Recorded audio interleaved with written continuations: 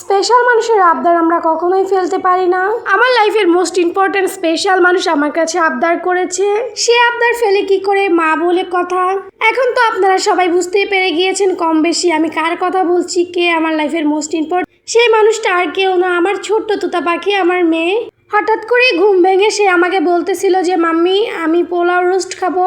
তো তখন আমি তাকে বললাম ঠিক আছে মা, তোমার পাপা আসার সময় বলবো তোমার জন্য পোলাও রোস্ট নিয়ে আসতে। একথা শুনে তো আমার মেয়ে সে একই উত্তর, আমি তোমার হাতের পোলাও রোস্ট খাবো, আমি কিনাটা খাবো না। তোমার হাতের পোলাও রোস্টের মতো মজা হয় না কেনাটা। কি আর করার আছে, মেয়ে যেহেতু বলেছে, মা হয়ে কিভাবে না রান্না করে দিয়ে থাকতে পারি। হ্যালো এভরিওয়ান, আসসালামু আলাইকুম, welcome back to my another new blog. এই তো চুলায় আমি পোলাও বসিয়ে দিয়েছিলাম। আপনারা সচরাচর যেভাবে বাসায় পোলাও রান্না করেন আমিও সেভাবেই পোলাও রান্না করি, তাই আমি রেসিপি আকারে আপনাদের সাথে শেয়ার করিনি। এখন যদি কেউ আমার এই রেসিপিটা, পোলাও রেসিপিটা চান তাহলে অবশ্যই কমেন্ট করেন, তাহলে আমি নেক্সটে আপনাদের জন্য ভিডিওটা বানাবো। এই তো এখানে পোলাওতে যে যে মশলা দেওয়া দরকার ছিল সবগুলো দিয়ে আমি চালটা ধুয়ে রেখেছিলাম পানি ঝরিয়ে, চালটাকে একটু ভেজে নিচ্ছিলাম তেলের মধ্যে মশলাটার সাথে মিক্স করে। আর এই যে চালটা দেখছেন না, মশলাটার সাথে মিক্স করে মানে ভাজা ভাজা, একটু হালকা লালচে লালচে ভাজা ভাজা করলে কিন্তু পোলাওটা খেতে বেশ মজা হয় অ্যান্ড ঝরঝরাও হয় পোলাওটা। এই তো এখানে আমি পোলাওর চালটা খুব সুন্দরভাবে ভেজে নিচ্ছিলাম মশলাটার সাথে। ভাজতে ভাজতে এক পর্যায়ে যখন চালটার নিচ দিয়ে লেগে যাওয়ার অবস্থা, তখন আমি এর মধ্যে 4-5টা পরিমাপ কাঁচামরিচ দিয়ে দিচ্ছিলাম। কাঁচামরিচটা কিন্তু আমি একদম গোটা দিয়েছি, কোনো কেটে দেইনি, কারণ ঝালের ব্যালেন্সের জন্য, যেহেতু আমার মেয়ে খাবে আর সে আবদার করেছে, সেই জন্য আমি ঝালটা ব্যালেন্স করেই রান্না করব, যেন তার শখের খাবার খাওয়াতে কোনো ব্যাঘাত না ঘটে, সে সুখ শান্তিতে খেতে পারে। আর এখানে তো আমি একটু বেশি পরিমাপই চাল নিয়েছিলাম, কারণ আমার মেয়ের বাবাও খাবে। এখন মেয়ের জন্য রান্না করছি, ভাবলাম সবার জন্যই রান্না করি, সবাই খাই। মেয়ের জন্য রান্না করতেছিলাম, তখন এসে মেয়ের বাবাও বলবে যে আমার জন্য কেন রান্না করিনি, আমার জন্য একটু রান্না করতে। এই কথা শোনার আগে আমি নিচ থেকে একটু বাড়িয়ে রান্না করলাম, যাতে করে আমরা সবাই খেতে পারি পরিবারের। এই তো এখানে আমি এরপরে পোলাওটাতে পরিমাপ মতো পানি দিয়েছিলাম, আমি আমার নিজের আন্দাজ মতো পানি দিয়েছিলাম। আর এই তো এখানে আমার চিকেনটা কেটে সুন্দরভাবে প্রসেসিং করে নিচ্ছিলাম, ধুয়ে রেখে দিয়েছিলাম, তো সেই কিছু চিকেনটাকে আমি প্রসেসিং করে নিচ্ছিলাম।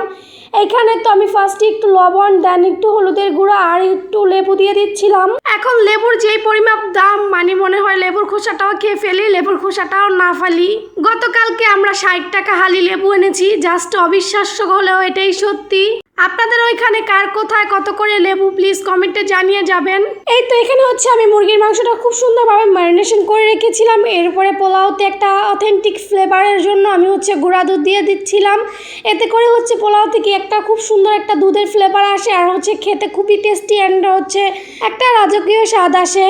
আপনারা চাইলে কিন্তু এখানে লিকুইড দুধটাও অ্যাড করতে পারেন, কিন্তু সেটা পানির সাথে, পানির পরিমাপে অ্যাড করবেন, পানি বুঝে অ্যাড করবেন। এখন এই তো আমি পোলাওটাকে খুব সুন্দরভাবে একদম ঢাকা চাপা দিয়ে দমে দিয়ে দিয়েছিলাম, আর পাশের চুলায় একটা প্যান বসিয়ে নিচ্ছিলাম। ওই চুলায় আমি বেশ অনেকটা পরিমাপ তেল নিয়ে নিচ্ছিলাম, কারণ এই তেলও আমি পুরো রান্নাটাই কমপ্লিট করব, এই জন্য একটু বেশি করে নিয়েছিলাম। আর এই তো এখানে ফ্রাই প্যানের মধ্যে তেলটা যথেষ্ট পরিমাপ গরম করে এর মধ্যে আমি পরিমাপ মতো কিছু পেঁয়াজ দিয়ে দিচ্ছিলাম, কারণ আমি প্রথমে এই তেলটার মধ্যে কিছুটা পরিমাপ পেঁয়াজ দিয়ে বেরেস্তা ভেজে নিব। আর এখান থেকে কিছু বেরেস্তা আমি পোলাওতে দিব অ্যান্ড রোস্টেও এখান থেকেই কিছু বেরেস্তা নেব। আর বেরেস্তা ভাজার মধ্যে কিছু ট্রিক্স আছে, যেগুলো ফলো করলে বেরেস্তা একদম খুব সুন্দরভাবে হয়, কোনো তেতো হয় না। অনেকেই বলে বেরেস্তা ভাজতে গেলে হয়তো তেতো হয়ে যায়, কিন্তু না, কিছু ট্রিক্স আছে যেটা ফলো করলে বেরেস্তা একদমই কখনোই তেতো হবে না। এর মধ্যে মোস্ট ইম্পর্টেন্ট চুলাটা যখন আমরা বেরেস্তার যে পেঁয়াজটা দিব, সেটা তেলটা যথেষ্ট পরিমাণ গরম করে তার মধ্যে আমরা পেঁয়াজটা দিব, দেন আমরা মিডিয়াম হিটে সুন্দরভাবে একদম ফ্রাই করে নিব। এতে করে দেখবেন কি বেরেস্তাটা খুব সুন্দর কালার আসবে অ্যান্ড কোনো পরিমাপ একটু তিতো না হবে না। এই তো এখানে আপনাদের সাথে কথা বলতে বলতে আমার বেরেস্তাটা খুব সুন্দরভাবে ফ্রাই হয়ে গিয়েছিল, তো এখানে আমি একটা বাটিতে উঠে নিচ্ছিলাম। এখন আমি ওই প্যানটাতেই আমার রোস্টগুলো একে একে ছেড়ে দিব ওই তেলটার মধ্যেই। আমি যেহেতু প্রথমে একটু বেশি তেল নিয়েছিলাম, এখানে আমার এই কারণে কোনো এক্সট্রা তেল লাগেনি। আবার করে ওই তেলটার মধ্যেই আমি খুব সুন্দরভাবে আমার রোস্টগুলো ফ্রাই করে নিব। এই তো এখানে আমি একে একে সবগুলোই রোস্ট দিয়ে দিচ্ছিলাম, আর ভাবছিলাম যে একটা সময় তো আমিও আমার মার কাছে নানান ধরনের খাবার খাওয়ার বায়না করতাম, ঠিক তখন আমার মা হয়তো আমাকে এভাবেই নানান ধরনের খাবার বানিয়ে দিত। কালের পরিবর্তে এটা আমার কাছে এসেছে, আমার মেয়ে এখন আমার কাছে নানান ধরনের খাবার খাওয়ার আবদার করে, তো আমি তার আবদার একদমই ফেলতে পারি না। মা বলে কথা, আমার মনে হয় কোনো মাই তার সন্তানেরা কোনো আবদার ফেলতে পারে না, আর সেটা যদি হয় খাবার নিয়ে, সেটা তো একদমই ফেলতে পারে না। এই তো এখানে হচ্ছে আমি একটা মুরগি নিয়ে নিয়েছিলাম, এখানে 4 পিস হয়েছিল, আর আমি গলাটাও রেখে দেইনি, কারণ এই যে গলাটা খেতে আমার হাজবেন্ড ভীষণ পছন্দ করে আর কি। রোস্টের সাথে যখন আমি ওকে গলাটা রান্না করে দিই তখন হচ্ছে ও খুব মজা করে খায়। আর দেখেন গরমে আমার চেহারার কি হাল হয়েছে, একদম বাজে অবস্থা হয়ে গেছে, তবুও আমার সন্তান যখন এই খাবারটা খেয়ে হাসি মুখে আমার দিকে তাকাবে, ওটাতেই আমার তৃপ্তি। আর আপনারা অনেকেই আমাকে বলেছিলেন যে আপু তোমার যে রোস্ট রান্না করতে দেখি মাঝে মধ্যেই, তো রোস্টের রেসিপি দিও। তো দেন এই যে নেন, আজকে আপনাদের জন্য পুরো খুব সুন্দরভাবে রেসিপি আকারেই শেয়ার করেছি। ওই যে আমার মেয়ের হচ্ছে রোস্ট পোলাও বেশি পছন্দ, এই জন্যই আমার বাসায় রোস্টটা বেশি রান্না করা হয়, সপ্তাহে তো 2-1 বার রান্না করা হবেই আমার বাসায় রোস্ট পোলাও। এই তো এখানে হচ্ছে আমি আজকে রাঁধুনি রেডিমিক্স মশলা দিয়ে হচ্ছে রোস্টটা রান্না করব। দেন এই যে আগে আমি মশলাটা গলিয়ে নিলাম, এতে করে কি হয় জানেন তো, মানে মশলাটা একদম একটা বাটা মশলার মতো স্বাদ আসে। আর ওই তো এখানে হচ্ছে আমার চিকেনটা ভাজা হয়ে গেছিলো, সেই কড়াইতেই হচ্ছে আমি কিছুটা পরিমাণ পেঁয়াজ দিয়ে তার মধ্যে হচ্ছে হালকা 1 টেবিল পরিমাপ আদা রসুন দিয়ে খুব সুন্দরভাবে ভেজে নিয়েছিলাম। আর এরপরে এই যে মশলাটা আপনারা আমার মিক্স করতে দেখলেন, এখানে হচ্ছে ধনিয়া, একটু মরিচের গুঁড়া অ্যান্ড হচ্ছে রাঁধুনি রেডিমিক্স মশলাটা আমি দিয়ে খুব সুন্দরভাবে গুলিয়ে এই মশলাটা ঢেলে দিচ্ছিলাম প্যানে, অ্যান্ড হচ্ছে এখানে খুব সুন্দরভাবে নেড়ে চেড়ে নিচ্ছিলাম। আর এর সাথে হচ্ছে আমি কিছু পরিমাপ মানে 4-5টা ছোট্ট পরিমাপ সস দিয়ে দিচ্ছিলাম। আমার বাসা বড় সস ছিল না, তাই আমি ছোট্ট সস দিয়ে দিয়েছিলাম।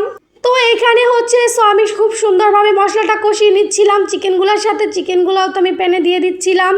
এখানে চিকেনটা যত সুন্দরভাবে কষানো হবে রোস্টটা কিন্তু ততই মজা হবে খেতে। আর এই যে আমার বাসায় টক দই ছিল না, দেন হচ্ছে এই যে আমি একটা গুঁড়ো দুধ দিয়ে দিচ্ছিলাম এখানে গুলে খুব সুন্দরভাবে। চাইলে কিন্তু এখানেও লিকুইড দুধ অ্যাড করা যেত, কিন্তু আমি গুঁড়ো দুধটাই প্রেফার করি এইখানে।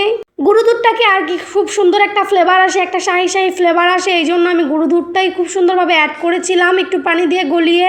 আর দেখেন দুধটা দেওয়ার সাথে সাথে রোস্টের কালারটা মাশাআল্লাহ খুব সুন্দরভাবে বদলে গিয়েছিল। আর এরপরে এই যে বেরেস্তাটা ভেজে রেখেছিলাম, এখানে আমি হচ্ছে 1 মুঠ পরিমাপ বেরেস্তা দিয়ে দিচ্ছিলাম ওই রোস্টার মধ্যে। দেন হচ্ছে আমি পরিমাপ মতো পানি দিয়ে খুব সুন্দরভাবে ঢাকা চাপা দিয়ে রোস্টটা রান্না করে নিয়েছিলাম। আজকের ভিডিওটা এই পর্যন্ত, সবাই ভালো থাকবে।